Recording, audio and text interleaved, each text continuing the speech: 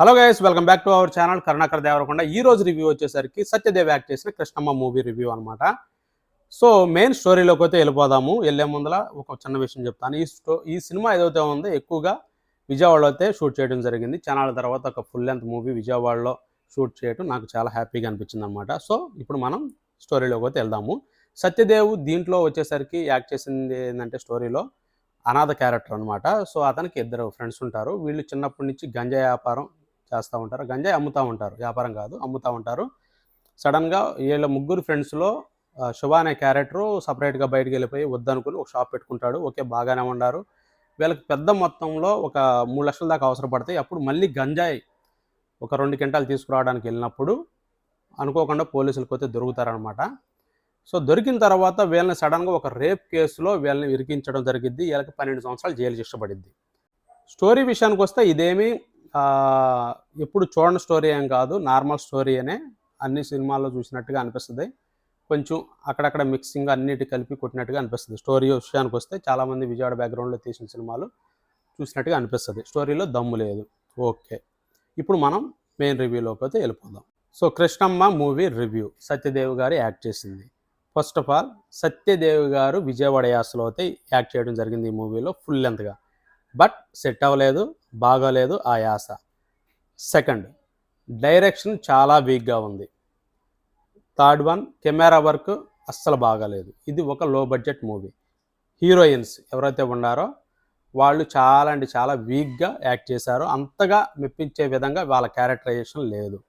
అనుకునే విధంగా లేదు, గుర్తొచ్చే విధంగా కూడా లేదు వాళ్ళ క్యారెక్టరైజేషన్. సత్యదేవ్ ఫ్రెండ్స్గా యాక్ట్ చేసిన వాళ్ళు బాగా యాక్ట్ చేశారు.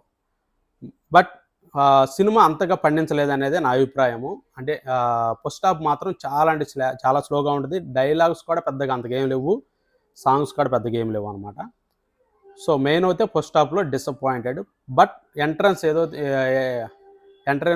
సీన్ ఏదైతే ఉంటుందో స్టార్టింగ్ 3 మినిట్స్ బాగుండిద్ది. అంటే కథలోకి తీసుకెళ్లే సీన్ అనమాట. అది ఒకటి బాగుండిద్ది. తర్వాత సెకండ్ హాఫ్లో క్లైమాక్స్ ఒక హాఫ్ అన్ అవర్ బాగుంది. సినిమా అయితే బాగుండిద్ది. ఈ సినిమా సత్యదేవ్ యాక్ట్ చేయాల్సిన సినిమా అయితే కాదు. నెక్స్ట్ టైం ఎలాంటి సినిమాలు చేస్తే ఖచ్చితంగా ఆయనకున్న ఫ్యాన్ ఫాలోవర్స్ ఎవరైతే ఉంటారో తగ్గే అవకాశం ఎక్కువగా ఉంటుంది.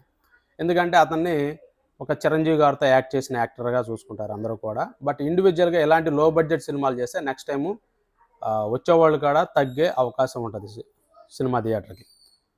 సో డైరెక్షన్ బిగ్గా ఉంది, కెమెరా వర్క్ అంతకు బాగా లేదు, ఆర్టిస్టులు కూడా పెద్దగా మెప్పించే విధంగా యాక్ట్ చేయలేదు.